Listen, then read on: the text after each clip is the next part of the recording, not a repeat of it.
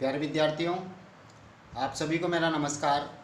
मैं डॉक्टर नेमीचंद कुमावत, सहायक आचार्य हिंदी विषय, राजकीय महाविद्यालय की आपके इस बीए प्रथम वर्ष विषय हिंदी साहित्य के द्वितीय प्रश्न पत्र की आज के इस ऑनलाइन कक्षा में मैं आप सभी का हार्दिक अभिनंदन और स्वागत करता हूं। प्यारे विद्यार्थियों, मैं आज आपके समक्ष लेकर के आया हूं हिंदी साहित्य के इतिहास का आदिकाल और उसकी प्रमुख साहित्यिक प्रवृत्तियों को लेकर के आया हूं। प्यारे विद्यार्थियों, इस द्वितीय प्रश्न पत्र के पाठ्यक्रम को लेकर के मैंने काफ़ी विस्तार से चर्चाएं पिछली प्राय सभी ऑनलाइन कक्षाओं में की है। एक बार पुनः मैं आपको याद दिला देना चाहता हूं। आपका ये हिंदी साहित्य का ये द्वितीय प्रश्न पत्र 100 अंकों का होगा और इसमें लघुत्तरात्मक, अति लघुत्तरात्मक, बहुविकल्पीय प्रश्नों का कोई प्रावधान नहीं है। जो भी मुख्य परीक्षा में जो प्रश्न पत्र आएगा वो 100 अंकों का और जिसमें केवल मात्र 5 ही प्रश्न होंगे। पांचों प्रश्न 20-20 अंकों के होंगे, कुल 100 अंक, जिसमें से 40 अंक का आपका भाषा विज्ञान है, जिस पर मैंने पिछली 8-9 ऑनलाइन कक्षाओं में आपके 20 अंकों के पाठ्यक्रम को मैंने पढ़ाया। हिंदी भाषा के उद्भव और विकास से संबंधित सारी विषय वस्तु को, साथ ही जो 20 अंकों का जो और पाठ्यक्रम है, ब्रजभाषा, अवधी और राजस्थानी भाषा की प्रमुख बोलियां और इनसे संबंधित सारा जो मैटर हैं, वो मैंने कम से कम 5-6 ऑनलाइन कक्षाओं में आपको पढ़ाया। और उसके बाद जो 60 अंकों का जो पाठ्यक्रम है वो हिंदी साहित्य के इतिहास से संबंधित हैं, जिसमें 20-20 अंकों के 3 प्रश्न आएंगे और उनमें से आदिकाल, भक्तिकाल, रीतिकाल और आधुनिक काल, इनसे ये जुड़े हुए रहेंगे। तो हमने पिछली हाल ही की 4-5 ऑनलाइन कक्षाओं से हिंदी साहित्य के इतिहास को आरंभ किया था, जिसमें मैंने हिंदी साहित्य के इतिहास का काल विभाजन, जिसमें मैंने 2-3 ऑनलाइन कक्षाओं में इस पाठ्यक्रम को पढ़ाया। उसके बाद में हमने हिंदी साहित्य के इतिहास का जो प्रथम कालखंड है, वीरगाथा काल या आदिकाल, जिसकी विविध जो परिस्थितियां हैं, उनको 2 ऑनलाइन कक्षाओं में पढ़ाया था। और हिंदी साहित्य के इतिहास के इस आदिकाल का जो नामकरण है वो अत्यंत विवादास्पद रहा है। इसको लेकर के भी मैंने 2-3 ऑनलाइन कक्षाएं आपके लिए हैं। और आज हम चल रहे हैं इस आदिकाल के महत्वपूर्ण विषय को लेकर के कि आदिकाल की जो विभिन्न विशेषताएं हैं, साहित्यिक प्रवृत्तियां हैं, भाव पक्ष और कला पक्ष से जुड़ा हुआ जो साहित्यिक सौंदर्य हैं, जिसे आदिकाल के नाम से इसको जाना जाता है, उन विशेषताओं को, उन मुख्य प्रवृत्तियों पर या उन मुख्य गुण या लक्षणों पर आज हम चर्चा करने जा रहे हैं। तो आइए हम आरंभ करते हैं हिंदी साहित्य के इतिहास की प्रमुख साहित्यिक प्रवृत्तियों का विवेचन। एक बार पुनः आप सभी का स्वागत। आदिकालीन साहित्य में उपलब्ध होने वाली जो विशेषताएं हैं वो तत्कालीन परिस्थितियों के संदर्भ में देखी जानी चाहिए। प्रवृत्तिगत विश्लेषण सभी उपलब्ध साहित्यिक सामग्री का आधार पर होता है। इस काल में 5 प्रकार की सामग्री उपलब्ध होती है, यानी कहने का तात्पर्य हिंदी साहित्य का जो आदिकाल है, इस आदिकाल में जो सामग्री हमें उपलब्ध हो रही है वो 5 भागों में विभक्त है, जिसमें सिद्ध साहित्य ये अलग है, 84 सिद्धों का साहित्य, जैन साहित्य ये अलग हैं, नाथ साहित्य ये एक अलग परंपरा है। तो ये तीनों ही उपदेशात्मक हैं, धार्मिक साहित्य हैं, धर्म से जुड़ा हुआ है। फिर है राजसो साहित्य, ये वीर काव्य है, वीर रसात्मक काव्य है। फिर लौकिक साहित्य आता है, जिसमें विद्यापति, अमीर खुसरो, राहुल वेल, उक्ति व्यक्ति प्रकरण जैसी रचनाएं इसमें सम्मिलित होती है, प्राकृत पेंगलम वगैरह।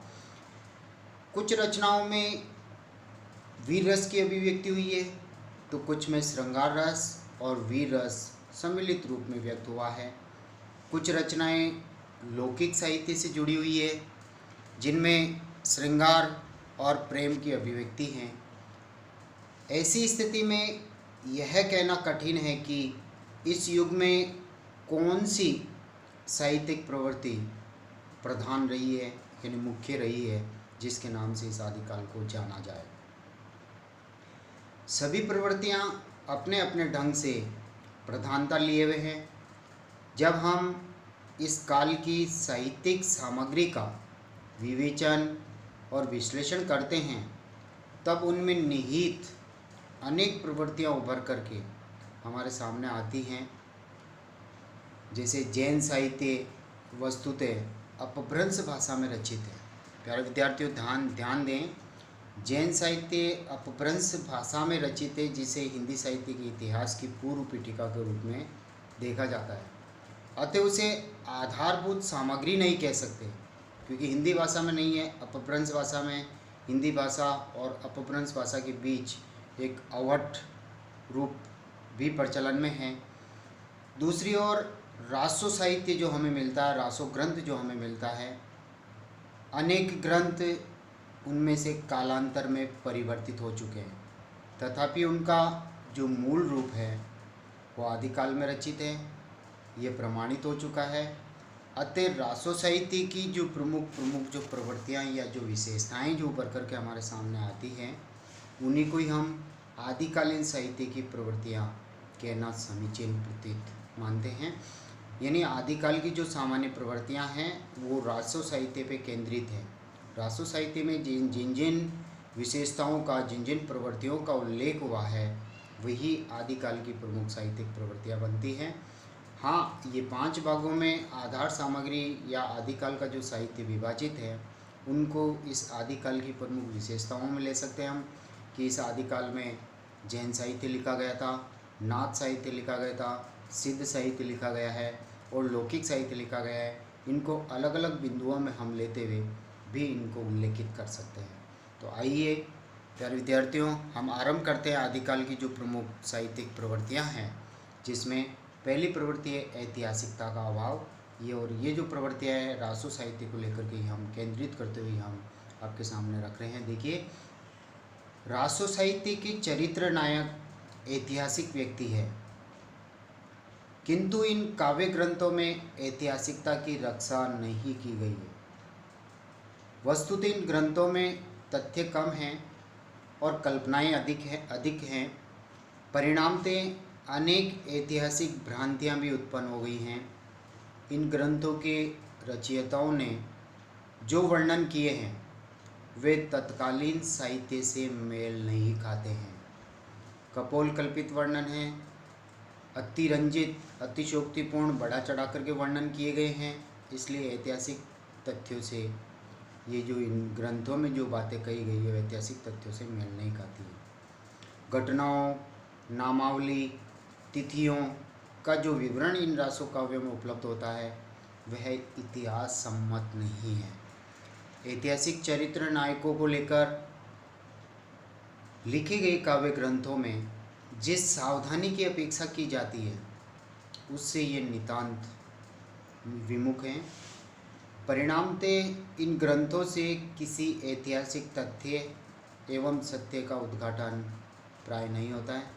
इतिहास में अतिशयोक्ति से बचा जाता है।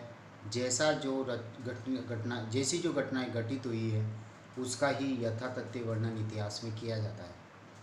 जबकि इन चारण और भाट कवियों ने, जिन्होंने वीर रस की रचनाएं अपने आश्रयदाताओं की प्रशंसा में लिखी थी, इन चारण कवियों ने अतिशयोक्ति को प्रमुखता देते हुए काल्पनिक वर्णन किए हैं। यही कारण है कि इन ग्रंथों में ऐतिहासिकता का प्राय अभाव झलकता है और इस काल में राज्याश्रित होने के कारण इन सभी कवियों ने, चारण भाट कवियों को राजाओं और सामंतों के पक्ष में जोरदार वकालत करनी पड़ती थी। न चाहते हुए भी उनकी बढ़ा चढ़ा करके प्रशंसा करनी पड़ती थी, उनके युद्ध कौशल की, उनके वीरता की, उनके राज्य की। तो युद्ध भूमियों में पराक्रम की झूठी कथा उनको गढ़नी होती थी, उसमें वे मजबूर थे। यदि आश्रयदाताओं की प्रशंसा ये कवि चारण पाठ नहीं करते थे तो इनको रोजी रोटी के लाले भी पड़ सकते थे। अतः इन रासो ग्रंथों में जो वर्णन हुए हैं वो अतिरंजित वर्णन है, जिसमें ऐतिहासिकता का अभाव है, और ये अतिशयोक्तिपूर्ण वर्णन तत्कालीन परिस्थितियों के संदर्भ में स्वाभाविक भी था। प्यारे विद्यार्थियों, हम अगली दूसरी विशेषता की ओर बढ़ते हैं, युद्ध वर्णन में सजीवता। रासो काव्य में किए गए युद्ध वर्णन सजीव प्रतीत होते थे, या युद्ध वर्णन अत्यंत सजीव हैं, क्योंकि ये जो चारण पाठ कवि हुआ करते थे ये राजाओं के साथ में युद्ध भूमि में जाया करते थे और वहाँ आँखों देखा हाल अपनी लेखनी में उकेर देते थे।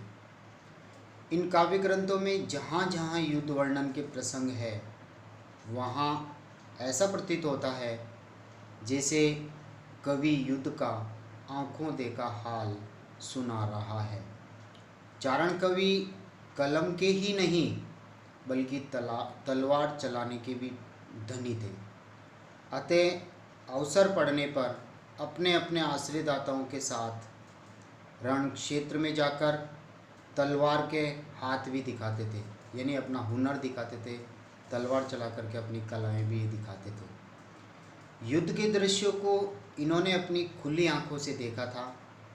अतः इन युद्ध वर्णनों में जो भी कुछ कहा गया है वह उनकी अपनी वास्तविक अनुभूति है। उन्होंने आँखों से देख करके, हृदय में अनुभूत करके उन बातों को लिखा है। इन कवियों ने केवल सैन्य बल का ही नहीं अपितु योद्धाओं की उमंगों, उनकी मनोदशाओं एवं उनकी क्रियाकलापों का भी अपने इन ग्रंथों में, रासो ग्रंथों में सुंदर चित्रण किया है। जैसे हम एक यहाँ उदाहरण ले रहे हैं, ने को हार नई जीत, रही न रही सुरवर, दर ऊपर भट परत, करत अति जुद महाभर, कहो कमंद कहो मत, कहो कर चरण अंतरूरी। यहाँ चंदबरदाई कवि के द्वारा ये लिखी हुई पंक्तियाँ हैं और पृथ्वीराज रासो ग्रंथ से ये अवतरित की गई हैं यहाँ पर उदाहरण रूप में। और इसमें मोहम्मद गौरी और पृथ्वीराज चौहान तृतीय अजमेर के जो शासक थे, इनके बीच में एक तराइन का प्रथम युद्ध हुआ था जिसमें पृथ्वीराज को विजय हासिल हुई थी। और जो दूसरा जो युद्ध हुआ था तराइन का द्वितीय युद्ध, जिसमें मोहम्मद गौरी को विजय हासिल हुई थी। तो ये युद्ध भूमि का दृश्य यहाँ पर हैं। दोनों पक्षों के सैनिक किस तरह से यहाँ पर आपस में भिड़ रहे हैं। देखिए, ने को हार नई जीत, चंद्रबरदाई कवि यहाँ पर कह रहे हैं न किसी पक्ष की हार हो रही है और न ही कोई पक्ष जीत रहा है। रही न रही सुरवर, सूरवीरों को रोकने पर भी वो कि अब युद्ध नहीं करें, फिर भी वो रुक नहीं रहे हैं, आपस में वो युद्ध करने के लिए उतारू हो रहे हैं, उत्साहित हैं। धर ऊपर भट परत, धर यानी धरती पर, भट यानी योद्धा बेहोश होकर के गिर रहे हैं। करत अति जुद्ध महाबर, फिर भी वो तुरंत खड़े होकर के भयानक युद्ध करने में संलग्न हैं, युद्ध करने में लीन हैं। कहूँ कमत कहूँ मत, कहीं उनका कंधा यानी सैनिकों के कंधे के ऊपर से तलवार निकल जाती है तो कहीं मत्था, उनका सिर अलग पड़ा हुआ है, कहीं उनका कमंद अलग है।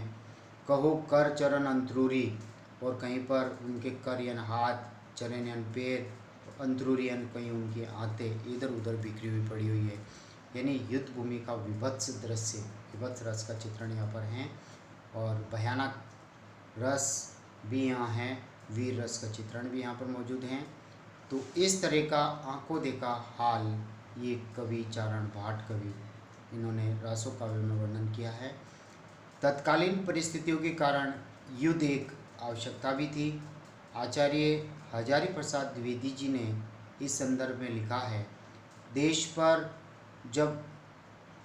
पर सब ओर से आक्रमण की संभावना थी, निरंतर युद्ध के लिए प्रोत्साहित करने को भी एक वर्ग आवश्यक हो गया था। यानी चारों ओर से जो विदेशी आक्रांताओं का प्रवेश भारत में हो गया था, तो चारों ओर से कभी न कभी आक्रमण हो जाता था।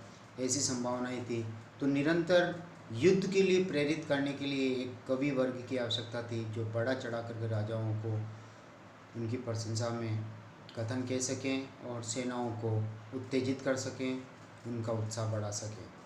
चारण कवि इसी श्रेणी के लोग थे।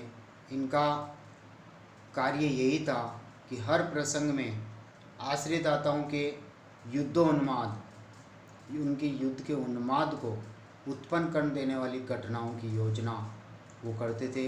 घटना योजनाओं का आविष्कार वो अपनी लेखनी के माध्यम से करते थे। पृथ्वीराज रासो अपने युद्ध वर्णनों के कारण भी एक सशक्त रचना मानी जाती है। तो प्यारे विद्यार्थियों, आज हमने 2 विशेषताओं की ओर दृष्टिपात किया है, 2 विशेषताओं पर हमने विस्तार से चर्चा की है। और अगली जो ऑनलाइन कक्षा होगी उसमें हम आदिकाल की जो प्रमुख प्रवृत्तियां हैं, इन दोनों प्रवृत्तियों के साथ ही तीसरी जो प्रमुख प्रवृत्ति है प्रामाणिकता में संदेह, यहाँ से हम इसको आरंभ करेंगे। प्यारे विद्यार्थियों, ये PDF नोट्स आपके व्हाट्सएप ग्रुप में शेयर किए जा रहे हैं, आप वहाँ से भी इनसे पढ़ सकते हैं। साथ ही हम इनके लेक्चर्स रिकॉर्ड करके कॉलेज के जो CCE राज जो चैनल है उस पर भी हम अपलोड कर रहे हैं, और उनका लिंक आपके कक्षावार जो ग्रुप बनाए हुए हैं उन व्हाट्सएप ग्रुप में इन लिंक को हम शेयर कर रहे हैं, आप वहाँ से भी ओपन कर सकते हैं। आप इन वीडियोज़ को यदि पहली बार देख रहे हैं तो आप इनको लाइक ज़रूर करें और सब्सक्राइब ज़रूर करें। और जो विद्यार्थी अभी तक व्हाट्सएप ग्रुप में नहीं जुड़े हैं वो हमारे व्यक्तिगत व्हाट्सएप नंबर पर अपने एंड्रॉयड फ़ोन के नंबरों को वो सेंड करें, ताकि हम उनको व्हाट्सएप ग्रुप में जोड़ सकें, ताकि इन ऑनलाइन कक्षाओं का उनको पूरा फ़ायदा मिल सके। तो प्यारे विद्यार्थियों, आज की इस ऑनलाइन कक्षा को हम यहीं समाप्त करते हैं। जय हिंद, जय भारत। अगली ऑनलाइन कक्षा के लिए आप प्रतीक्षारत रहें। Thank you.